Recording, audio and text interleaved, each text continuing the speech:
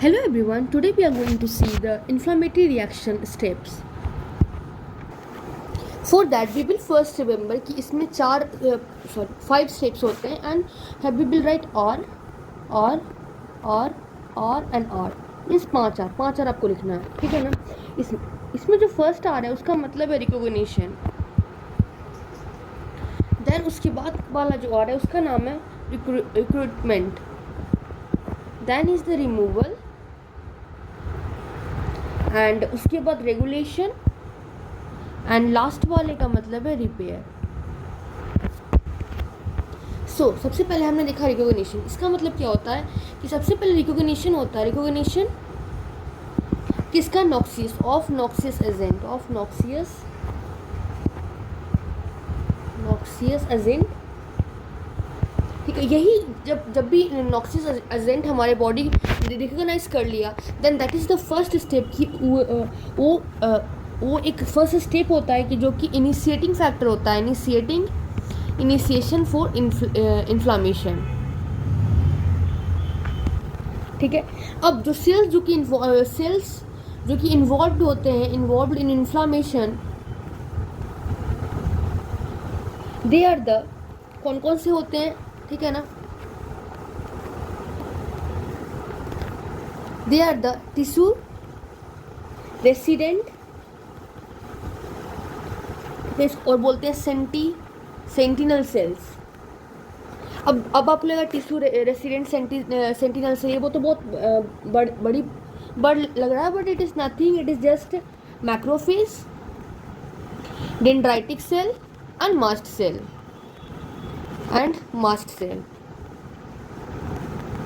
Okay.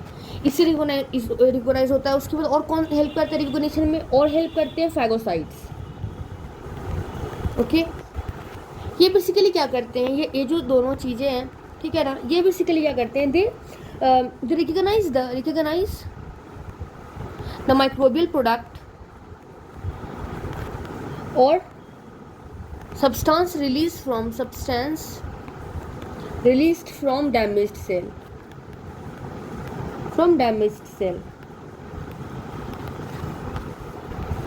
अब जैसे ही ये काम हुआ, जैसे ही सब्सटेंस को, डैमेज सेल को रिकॉग्नाइज हो गया, उसके बाद क्या होता है कि जो there is production of mediators of, मतलब इन्फ्लामेशन के जो मीडिएटर्स वो प्रोड्यूस होते हैं, okay. What I am saying कि इन्फ्लामेटरी के जो मीडिएटर्स होते हैं वो प्रोड्यूस होते हैं, और फर्दर इन्फ्लामेटरी का जो एक्शन होता है वो होता है। सबसे पहले हमने रिकॉग्नाइजेशन देख लिया, ठीक है।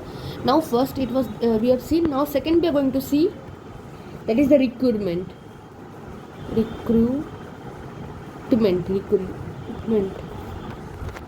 ये रिक्रूटमेंट जो होता है किसका होता है? ये होता है ऑफ ल्यूकोसाइट्स और किसका? प्लाज्मा प्रोटीन का, ठीक है। कहाँ पे? Into the tissue. यहाँ पे क्या बोल रहा है कि जो ब्लड होता है, what I am going to say, कि जो ब्लड होते हैं, ब्लड चूँकि हर टिश्यू में परफ्यूज करता है, blood perfuse to every tissue, तो क्या होता है कि जो ल्यूकोसाइट है और प्रोटीन्स है, सो ल्यूकोसाइट और जो प्रोटीन्स होते हैं, ठीक है ना, ये क्या करते हैं? They are delivered at the site of microbial invasion और किस में? एंड द टिश्यू इंजरी में, ठीक है। उसके बाद ये तो हमने समझ गया ना कि जब ल्यूकोसाइट और प्रोटीन मतलब कि वहाँ पे जाता है, ठीक है ना। बेसिकली जब कभी भी कोई भी माइक्रोब्स इन्वेड करता है हमारे टिश्यू को, तो क्या होता है? टिश्यूज मरते भी तो हैं, द सेल्स डाई, तो ये blood perfuse to every tissue, leukocyte protein वो डिलीवर होता है at the site of microbial invasion and tissue injury, ठीक है ना। और टिश्यू इंजरी में हम लोग क्या देखते हैं कि वहाँ पे जो सेल्स है, जो टिश्यूज़ है, वो मर चुके हैं, ठीक है ना। जब माइक्रोब्स वहाँ पे इन्वेड कर गए हैं, तो जो यहाँ पे लिखते हैं कि as pathogenic microbes they invade the tissues, ठीक है ना। जिससे क्या होता है, जो कि टिश्यू के जो सेल होते हैं, टिश्यू सेल मर जाते हैं, ओके। अब मरने के बाद क्या होगा कि जो ल्यूकोसाइट्स थे, ठीक है ना, ल्यूकोसाइट्स। इसमें क्या है, सबसे पहला फर्स्ट तो है neutrophil, first is the neutrophil and latter is the monocyte and lymphocyte. और क्या, plasma protein, wait, lymphocyte and that is the plasma protein. वो जो वहाँ पे इंजरी के साइट होते हैं that get recruited from the circulation to the extravascular site, जहाँ पे where the offending agents are there, agent is located।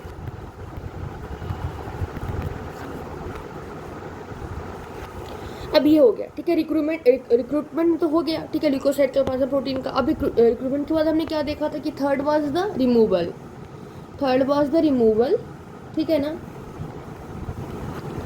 अब कोई भी सब्सटेंस, कोई भी चीज़, मतलब कोई भी माइक्रोब्स आया, ठीक है ना, स्टिमुलस हुआ इन्फ्लेमेशन का, अब उसको रिमूव भी तो करना है, ठीक है ना।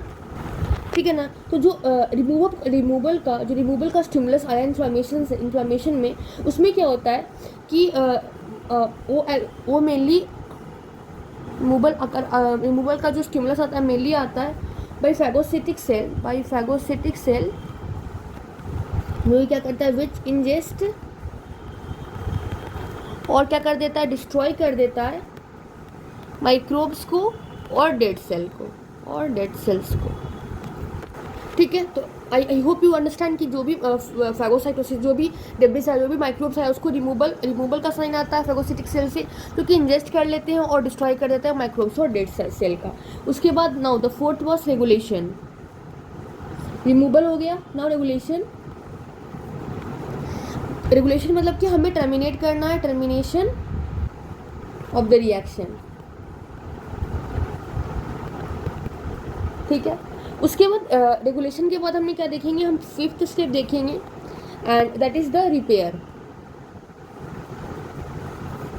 रिपेयर में मतलब कि बहुत सारे स्टेप्स होते हैं, ठीक है। सीरीज ऑफ इवेंट होता है,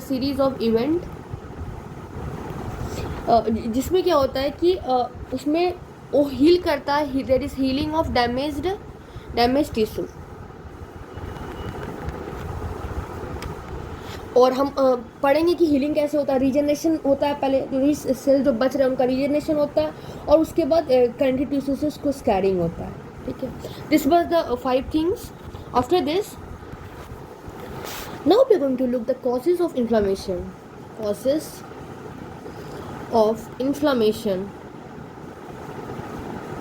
ठीक है ना। तो जो इन्फ्लेमेशन होता है बहुत सारी चीज़ों से ट्रिगर होता है, ठीक है। सबसे फर्स्ट थिंग जो हम देखेंगे दैट इज़ द इन्फेक्शन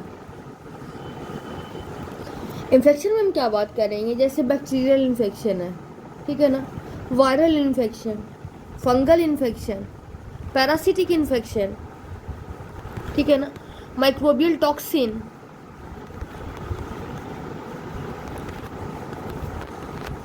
ये सारे चीज़ जो हैं, ठीक है ना, they are important cause of inflammation. इसके बाद अलग अलग तरह के जो इन्फेक्शियस पैथोजेनिक जो सब्सटेंस है, अलग अलग तरह के इन्फ्लामेटरी रिस्पॉन्स देते हैं, ठीक है। कुछ जो होते हैं माइल्ड एक्यूट इन्फ्लामेशन देते हैं, ठीक है ना, जो थोड़ा बहुत डैमेज करते हैं और फिर वो मतलब कि इरेडिकेट भी हो जाते हैं, ठीक है ना। कुछ ऐसे होते हैं जो बहुत फैटल होते हैं, ठीक है ना, जो प्रोलॉन्ग क्रॉनिक रिएक्शन करवाते हैं, एक्सटेंसिव टिश्यू इंजरी करवाते हैं। तो ये वेरी इंपॉर्टेंट है कि जो आउटकम होता है, outcome by the type of antigen, type of pathogen और डिटरमाइन होता है, मतलब कैसा है, ओके। एक तो हमने इन्फेक्शन देख लिया। Now the second thing which we are going to look that is the tissue necrosis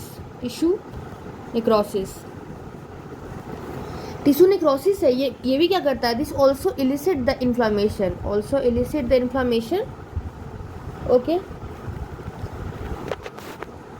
मतलब कोई भी कॉज हो, ठीक है ना, किसी भी कॉज से सेल डेथ हो रहा है, अगर if there is tissue necrosis then also elicit the inflammation. और हमने पढ़ा ही है कि टिश्यू नेक्रोसिस बहुत कारणों से होता है, okay, that the most important हमने देखा था इस्कीमिया, ओके, ठीक है ना, जो एमआई करवाता है, trauma, physical and chemical injury, the radiations, then environment chemicals, ठीक है ना, जो कि नेक्रोसिस करवाता है और फिर बाद में क्या करेंगे, इन्फ्लामेशन को एलिसिट करेंगे। Now third we are going to look, जो कि होता है फॉरेन बॉडीज, जैसे कि क्या क्या होते हैं, जैसे डर्ट, ओके, सूचर्स, ठीक है, ये सब भी क्या होते हैं, ये भी इन्फ्लामेशन को मतलब इलिसिट करवाते हैं, ठीक है ना। और ये जो डर्ट्स होते हैं और सूचर्स होते हैं, they contain the microbes,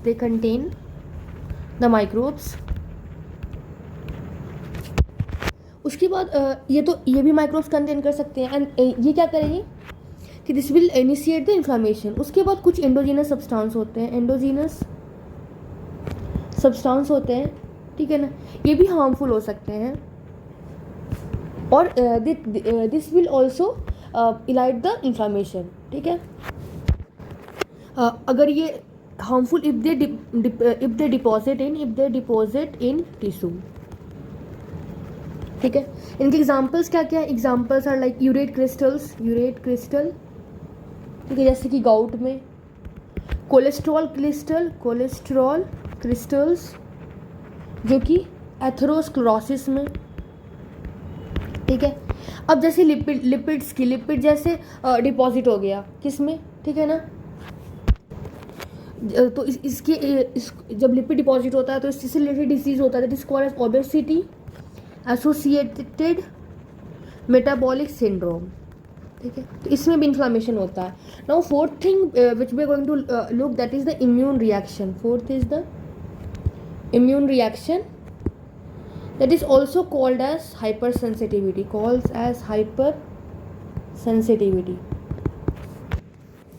after this now we will look कि जो माइक्रोब्स होते हैं और भी अलग अलग थिंग्स होते हैं, उसका रिकॉग्निशन कैसे होता है। तो that we are going to look, that is recognization of microbes and damaged cell, ठीक है, क्योंकि जब माइक्रोब्स और डैमेज सेल जो चीज़ें रिलीज करता है वही सबसे फर्स्ट स्टेप होता है इन्फ्लामेटरी रिएक्शंस के लिए। इसलिए दिस इज इम्पॉर्टेंट कि हाउ आवर बॉडी कैसे रिकॉग्नाइज करता है माइक्रोब्स को और डैमेज्ड सेल को। तो बहुत सारे there are several cellular receptors, ठीक है ना, and circulating proteins they are capable of recognizing microbes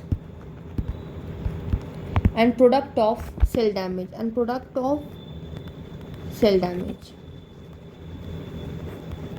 तो now we going to look कि माइक्रोब्स के लिए कौन कौन से सेलुलर रिसेप्टर्स होते हैं। तो सेलुलर रिसेप्टर फॉर माइक्रोब्स, तो जो सेल होते हैं, ठीक है ना, वो क्या करते हैं कि रिसेप्टर को एक्सप्रेस करते हैं। सेल एक्सप्रेस द रिसेप्टर, ठीक है ना। सबसे पहले किसके लिए, जो एक्स्ट्रा सेलुलर माइक्रोब्स होते हैं, उनके जो receptors are there in plasma membrane. फिर सेकेंड, जो इंजेस्टेड माइक्रोब्स होते हैं उनके लिए होता है एंडोसोम्स। और third is the cytosol, sorry इसमें हम पहले तो थर्ड सबसे पहले देखा हमने extracellular microbes, then ingested microbes, and third we are that is going to look, that is the intracellular microbes. इनके लिए जो रिसेप्टर्स होते हैं वो साइटोसोल में होते हैं। और यही क्या करते हैं, this all three they sense the presence of foreign invaders in all cellular compartment, ठीक है। तो उसके बाद हम देखेंगे जो सबसे अच्छे जो रिसेप्टर्स होते हैं वो जो सबसे अच्छे रिसेप्टर होते हैं वो बिलोंग करते हैं, जो रिसेप्टर्स थे ना, जो सबसे अच्छे रिसेप्टर्स होते हैं, they are the best receptors, they are the toll like receptor, toll like receptor.